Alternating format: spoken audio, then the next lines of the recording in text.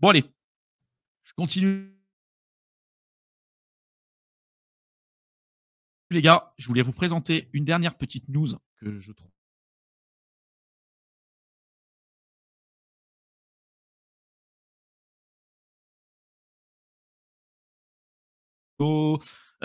qui a fait énormément de déboires en 2017-2018 avec les hard forks de Bitcoin, avec Bitcoin Cash, Bitcoin SV qui est un hard fork de Bitcoin Cash, d'accord. C'était toujours le questionnement qu'on pouvait avoir sur les blocs, d'accord, sur la taille des blocs, pardon. Et donc, bref, il a été reconnu coupable déjà de ne pas être Satoshi. C'est-à-dire que déjà, on lui a dit ferme ta gueule, t'es pas Satoshi. Parce qu'il attaquait tout le monde en justice. C'était affreux. Ce mec-là, il était affreux. Et à chaque fois qu'il y avait un truc qui était dit de négatif sur lui parce qu'on disait que t'étais pas Satoshi, c'est-à-dire si t'es Satoshi, prouve-le. C'est simple, hein. Signe le wallet de Satoshi. Bouge les bitcoins que tu as sur le wallet de Satoshi.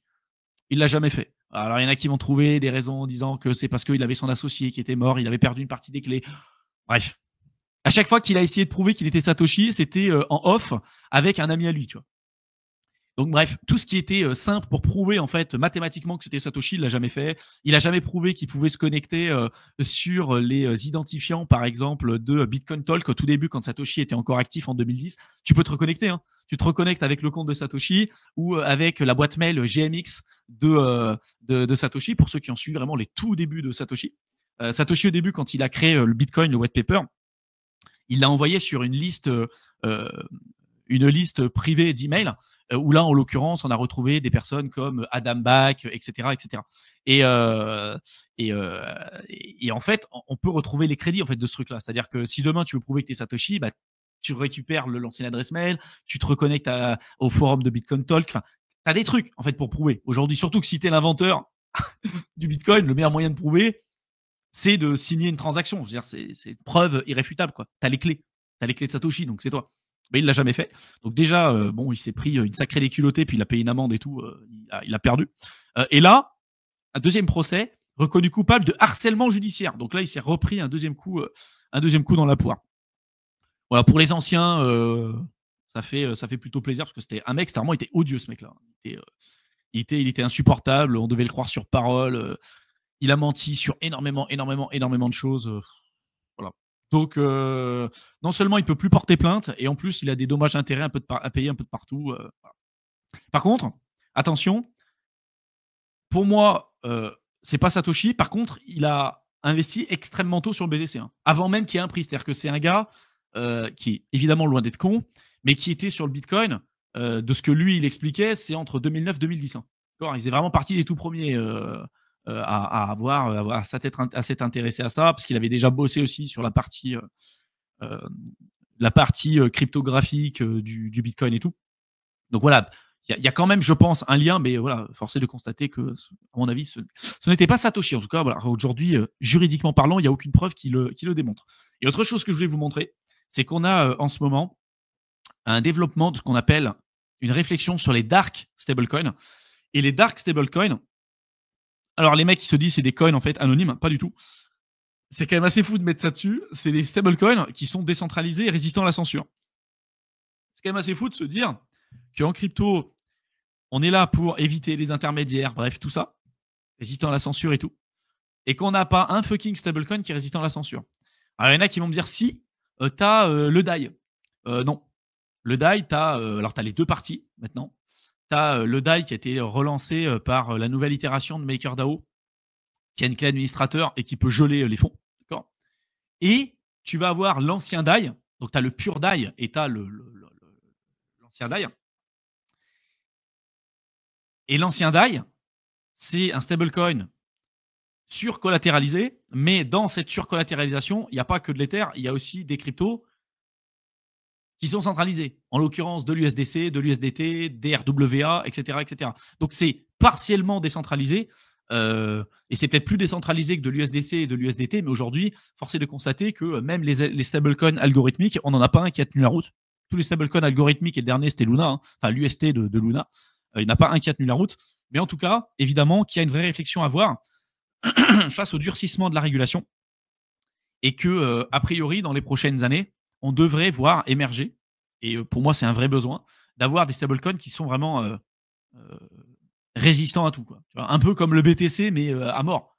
Pour moi, ça sera des stablecoins qui seront surcollatéralisés. Parce que pour moi, ça, c'est un truc qui fonctionne bien. Tout ce qui est stablecoin algorithmique, dark stablecoin, j'irai pas du tout, j'y toucherai pas. Mais voilà, c'est la réflexion qu'il y a à avoir un peu aujourd'hui et je pense qu'on en a vraiment besoin. Après, est-ce que ça se développera vraiment? Est-ce que ça se fera sans mal? Je pense que ça sera difficile parce que, à mon avis, c'est des projets qui pourront pas être listés sur des plateformes d'échange centralisées. Avec l'arrivée des CBDC et tout ce qui s'ensuit, d'un point de vue réglementaire, juridique, on va vers de moins en moins de liberté, donc il y aura des contrôles, il y aura des trucs. Mais justement, le marché, je pense, se retournera un petit peu sur ça et se dira: «Bon, est-ce que, est-ce qu'on peut pas créer quelque chose justement pour répondre à ces problématiques?» Donc on verra. Je sais pas ce que vous en pensez un petit peu les gars de ça, mais je pense que dans tous les cas, on en a besoin. Et si demain on a un vrai stablecoin décentralisé et tout, même si c'est pas, démocratisé sur les plateformes d'échange centralisées, je pense qu'il serait, tu vois, si tu es sûr que le truc il est peg, si tu es sûr qu'il y a pas de hack, si tu es sûr que, tu vois, il y a un historique et tout et que c'est vraiment décentralisé et tout, je pense que beaucoup l'utiliseraient et je pense que, tout ce qui est USDC, USDT et tout, ça sera encore utilisé parce que c'est là où il y a quand même pas mal de liquidités aujourd'hui. Mais, comme on le voit en fait avec les DEX, hein, comme on le voit ici avec les DEX, heu, d'un point de vue technologique, pour beaucoup de gens, c'est compliqué d'y aller, mais on est quand même à 3 trillions. C'est-à-dire que les gens, au bout d'un moment, ils trouvent des manières de pouvoir y aller, tu vois? Donc c'est un peu ce que j'observe aujourd'hui. Je sais pas ce que vous en pensez, les mecs, de ça?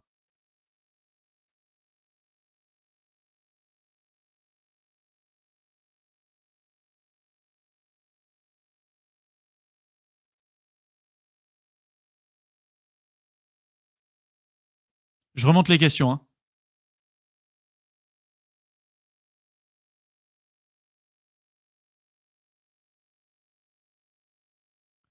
Bah, je vois que ça a fait réagir, hein, le truc sur l'héritage, comme tu dis, nivellement vers le bas. Ouais, exactement. Ils peuvent pas te transmettre une société. Ouais, c'est une vraie question, hein, tu vois? En fait, c'est tu te dis, si tu es dans un pays dans lequel, il y a des trucs qui vont pas bien, mais que la mentalité, tu as les mecs qui s'accrochent et tout. Mais franchement, quand tu vois, à côté ce que font, par exemple, les Chinois par rapport à ce que nous on fait en France, l'idée de base qui était de dire à l'époque, c'est made in China, c'est de la merde, c'était de la camelote. En fait, l'idée de base, c'était souvent ça. Aujourd'hui, c'est plus du tout le cas. Les mecs, ils sont à la pointe de la technologie, ils sont bons de partout, ils nous ont surpassé sur des domaines où des fois on avait mais 80 années d'avance par rapport à eux, y compris dans l'aviation, y compris dans, sur le train, par exemple. Et ils nous ont explosé, mais explosé dans tous les domaines. Dans la génétique, dans l'éducation, dans l'intelligence artificielle, dans tout, tout, tout, tout, tout. Il y a du souci à se faire, hein, pour les prochaines années, hein. Ceux qui se rendent pas compte de ça, je pense que ça va être compliqué, hein. Ceux qui investissent pas, ceux qui pensent que l'État va leur venir en aide, ceux qui pensent que c'est toujours en taxant plus les autres qu'ils vont s'en sortir, ça va faire mal, hein. Ça va piquer, hein.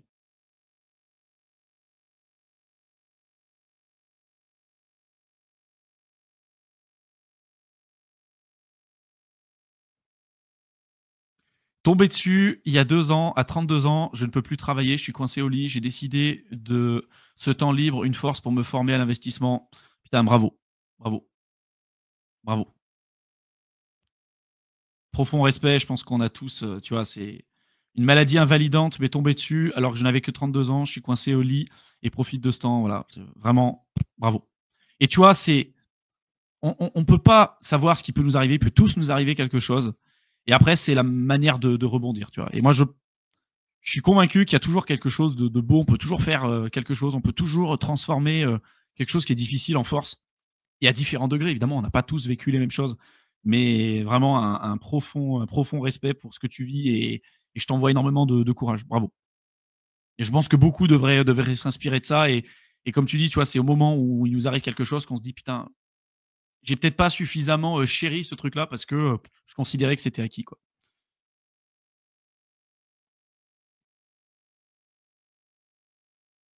À la retraite, le PMU tous les matins au blanc. Un bon, heu, un bon planning. Sur Ether, le staking, alors c'est toujours en pourparlers. Mais pour moi, c'est qu'une question de temps. En fait, là, il y a un timing qui est en train d'être fait sur la partie Ether staking. On en a parlé, je crois que c'était lors du dernier live. Je vous avais donné quelques time frames, quelques idées un petit peu de tout ça. Heu moi, je pense qu'on l'aura cette année. Voilà. Après, de se dire quand est-ce qu'on l'aura, parce qu'on aura une validation plutôt comme avec les ETF Ether. Je ne sais pas si vous vous souvenez, hein, on s'attendait que les ETF Ethereum, ça soit plutôt vers la fin 2024 et au final, c'est passé hyper vite. Donc on verra. Mais ça a été juste retardé et aux dernières nouvelles de ce que j'avais vu, c'était sur octobre 2025, si je ne me trompe pas.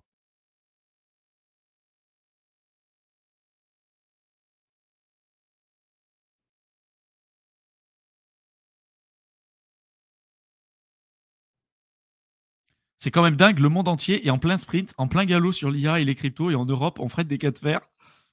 Mais c'est ça.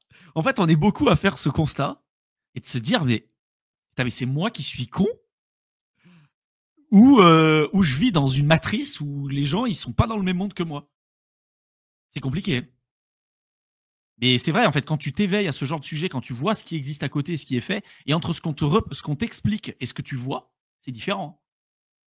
Parce qu'il y en a beaucoup encore qui ont l'idée, ce que j'ai dit tout à l'heure, hein, l'idée, de la Chine, qui est un pays, tu sais, un peu arriéré et tout, qui font des trucs de merde. Les mecs, qui sont juste là à coudre des chaussures. Putain, ils sont très, très loin de la réalité, hein. Les mecs, ils nous explosent, mais sur tous les niveaux, hein. Vraiment, c'est un truc de fou et ils ont faim. Les mecs, ils ont très, très faim. Ça va faire mal, hein. Le carton, quand il va arriver, ça va piquer.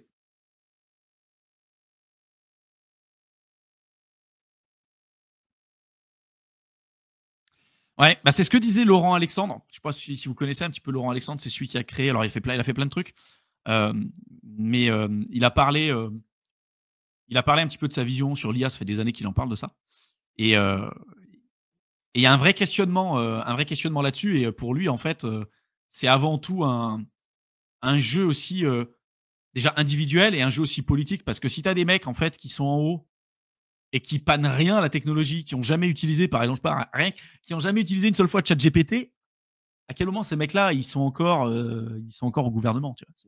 Ils peuvent pas comprendre les enjeux, c'est pas possible. Donc, tu vois, il y a avant tout ce truc-là aussi de mettre des gens qui comprennent ce qui se passe pour mettre des choses en place. Mais la plupart, en fait, sont largués. C'est-à-dire qu'individuellement, les personnes souvent sont très larguées. En France, on n'est pas réputé comme étant les cadors pour être toujours à l'avance de la technologie, etc. Et en fait, on a une vraie fuite des cerveaux. C'est-à-dire que des mecs qui sont très bons, bah, ils se disent: OK, j'ai un diplôme d'ingénieur, je suis payé 50 000 balles. Bah, je vais aller peut-être aux États-Unis ou en Chine, je vais te payer 6 fois plus. Voilà. Et c'est toujours pareil, hein. Et à un moment donné, quand tu es pris pour un con pendant très longtemps, tu vas te dire: je vais aller là où il y a du taf et là où je vais être reconnu. On va pas me m'harasser de partout et puis je vais payer à ma juste valeur. C'est comme tout, hein, il y a une fuite des cerveaux, on forme des gens et les gens partent. Donc et on est avec des gens, qui, en haut, comprennent pas ce qu'ils font. Les mecs, ils vont te parler d'enjeux IA, mais ils ont jamais utilisé ChatGPT, tu vois? C'est moi, ça me trouve je trouve ça fou.